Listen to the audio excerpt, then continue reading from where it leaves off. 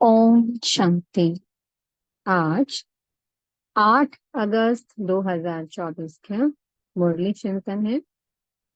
आज मीठे बाप दादा जी ने हम सब बच्चों को कहा कि बच्चे, मुझे बाप, टीचर और सतगुरु, इन तीनों अक्षरों से याद करो तो सभी विशेषताएं आ जाएंगी। बाप, बाप से हमें मिलती है मिल्कियत, वर्षा मिलता है। यहाँ हमें कौन सा वर्षा मिल रहा है? बेहद का। अब हम स्वर्ग में जा रहे हैं। तो जब आत्मा बाप को जितना ज्यादा याद करेगी, वो आत्मा उतना पवित्र बनेगी। टीचर के रूप में याद करना है बाबा को। एक होती है हद की पढ़ाई, जिससे सिर्फ एक जन्म का एक जन्म के लिए सुख मिल जाता है, कमाई का साधन मिल जाता है। यहाँ पर परमात्मा हमें टीचर बनकर पढ़ा रहे हैं।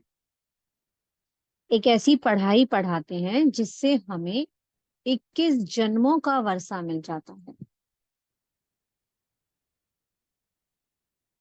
तो जो जितनी पढ़ाई करेगा उसे उतना ऊंचा पद मिलेगा, क्योंकि यहाँ पर राजधानी बन रही है और राजधानी में ऊंचा पद पाने का आधार है पढ़ाई। तो इसलिए बाबा को टीचर के रूप में याद करना है, उनकी पढ़ाई को अच्छे से स्वयं में धारण करना है। और बाबा ने कहा कि मुझे सतगुरु के रूप में याद। अब तक देखा हमने कि जो गुरु हुए वो मनुष्य हुए, और मनुष्य कभी मनुष्य की सदगति नहीं कर सकता, क्योंकि विकारों से जन्म लिया है।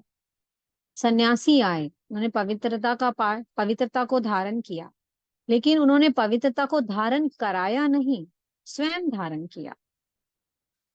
वो कोई गति सदगति की ओर लेकर के नहीं गए। तो इसलिए अब वो सच्चा सतगुरु, गुरुओं का भी गुरु आया है। तो इसलिए हमें अब परमात्मा को तीनों संबंध से याद करना है। तो हमारे अंदर उनकी सभी विशेषताएं, सभी क्वालिटीज, सभी गुण, शक्तियां सब आ जाएंगी। आज मीठे बाप दादाजी ने प्रश्न किया कि किन बच्चों के हर कदम में पद्मों की कमाई जमा होती रहती है।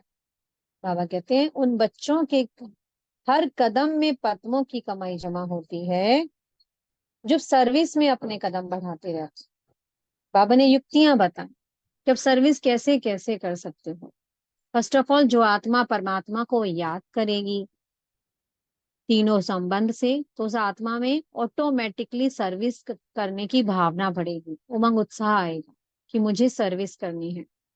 बाबा ने कहा घर में रहते हो आप, घर में शिव का चित्र लगा दो।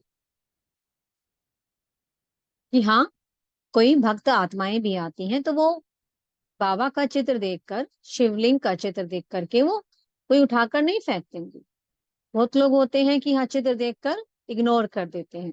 तो शिव बाबा को, उस शिवलिंग के चित्र को देखकर कोई इग्नोर नहीं करेगा। उन्हें फिर समझाओ कि जैसे आत्मा निराकार है, जैसे हम आत्माएं आई हैं ऊपर से अपना पाठ बजाने के लिए, ऐसे ही परमात्मा भी आए हैं हम सबको अब सदगति में ले जाने के लिए।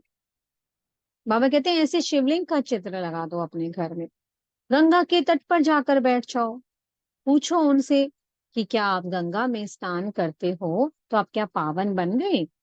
अगर आप पावन बन गए तो आप पतित पावन को क्यों पुकार रहे हो? हमने बार बार पुकारा ना, हे पतित पावन आओ, आकर हमको पावन बनाओ। अगर गंगा में स्नान करने से पावन बन जाते हैं तो बार बार स्नान क्यों करते हैं? फिर एक बार कर लिया और पावन बन गए। लेकिन नहीं, स्नान करने से कोई पवित्र नहीं बनता। ऐसे तो बहुत सी नदियां हैं, कहीं पर भी स्नान करके कोई पावन बन जाए। लेकिन नहीं, जब तक वो पतित पावन नहीं आता, कोई भी पावन नहीं बन सकता है। तो बाबा कहते हैं ऐसे जो भी कोई आत्मा सर्विस करने के लिए एक कदम उठाती है अपना, तो उसके हर कदम में पद्मों की कमाई जमा होती है।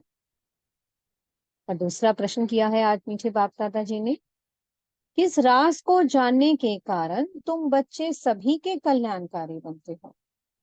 बाबा ने हमें ये बताया है कि सब बच्चों को अब यहीं आना है, एक यही स्थान है, यही एक ठिकाना है वो, जहां पर सबको आना ही है। क्यों? क्योंकि वो पतित पावन आया है, सबको लेकर के ही जाएगा, किसी को छोड़ेगा नहीं। बस इसमें आत्माओं का अपना अपना पार्ट है। कोई स्वर्ग में जाएगा तो कोई परम धाम में जाएगा। शांति धाम और परम, शांति धाम और सुख धाम, दो रास्ते हैं। पहले तो सबको घर ही जाना है, कि घर से सुख धाम में आना है। बाबा कहते हैं इसलिए यही एक हट्टी है, अब सबको आना ही है। तो इसलिए हम जब ये राज को जान लेते हैं तो हमारे मन में सबके प्रति कल्याण का भाव रहता है, कि अब सबको यहाँ पर आना ही है। सबके प्रति हमारे मन में रहम का भाव हो, कि जल्दी से जल्दी आत्मा परमात्मा को पहचान जाए, बाबा को पहचान जाए, और बाबा की याद से पवित्र बन जाए, बाबा को टीचर के रूप में पहचान जाए, और पढ़ाई पढ़कर सुख का वर्षा पाए। तो इसलिए बाबा ने कहा है बाबा को तीनों रूपों में याद करना है। जो तीनों रूपों में याद करता है तो उसे बाबा की हर गुण, हर शक्ति, हर विशेषता स्वतः ही प्राप्त होती रहती है। बाबा ने कहा कोई भी आए आपके घर में, आप घर गृहस्थ में रहते तो किसी को नाराज नहीं करना है कि नहीं हम तो भक्ति नहीं करते। उनसे कहो नहीं हम तो जी भक्ति भी करते हैं, देखो हमारे घर में शिवलिंग का चित्र है, हम शिव बाबा की भक्ति करते हैं। शिव भक्त होते हैं ना, हम शिव बाबा की हम याद के रूप में भक्ति करते हैं। तो ऐसे बाबा कहते हैं किसी को नाराज नहीं करना है, और सबको बाबा का इस तरह से चित्र के द्वारा परिचय देना है। मीठे सतगुरु जी ने आज वरदान दिया है, बेहद की वैराग्य वृत्ति द्वारा सर्व लगावों से मुक्त रहने वाले सच्चे राज ऋषि भवा। राज ऋषि माना एक तरफ हमारे पास राज्य है, अर्थात सब कुछ है हमारे पास, और ऋषि माना वैराग्य, बेहद का वैरागी, सब कुछ होते हुए भी हमारे मन में वैराग्य का भाव, हमारी बुद्धि कहीं अटके नहीं। अगर कहीं भी हमारा किसी भी चीज में, किसी भी देहधारी में, कहीं भी किसी भी पदार्थ में अगर संकल्प मात्र भी लगा होगा तो बाबा कहते हैं फिर वो ना इधर के ना उधर के। दो नाव में अगर पांव रखोगे तो कभी आपकी नैया पार होगी क्या? कभी पार कर पाओगे नदी को? नहीं ना। तो इसलिए सिर्फ अपनी नैया, अपना पांव एक नैया में रखो, बस मेरा तो एक शिव बाबा, दूसरा ना कोई। तो इसको कहा जाता है राज ऋषि। सब कुछ होते हुए भी बेहद का वैराग्य स्वयं में धारण कर लेना। स्लोगन दिया, क्रोध अग्नि रूप है जो खुद को भी जलाता और दूसरों को भी जला देता है। क्रोध, क्रोध एक ऐसा विकार है, एक ऐसा भूत है जो सबसे पहले खुद को ही जलाता है। खुद ही आत्मा क्रोध में एकदम लाल, आप देखिए कभी क्रोधी व्यक्ति का चेहरा जैसे लाल हो जाती है, उसकी आंखें, चेहरा भी एकदम तमतमा जाता है, हाथ पांव सब कुछ वो अपनी सर्व कर्मेंद्रियों को यूज करने लग जाता है। तो ऐसा ऐसा ऐसी आत्मा फिर खुद भी स्वयं में जलती है और दूसरों को भी जलाती है, यानी कि दूसरों को भी दुख देती है। वो खुद भी दुखी हो रही है और फिर दूसरों को भी दुखी दे रही है। सारा वातावरण में अशांति फैला देती है, सारा वायुमंडल को दूषित कर देती है। तो इसलिए क्रोध एक ऐसा भूत है जिससे स्वयं का बचाव करना है। और उसका बचाव हम कैसे कर सकते हैं?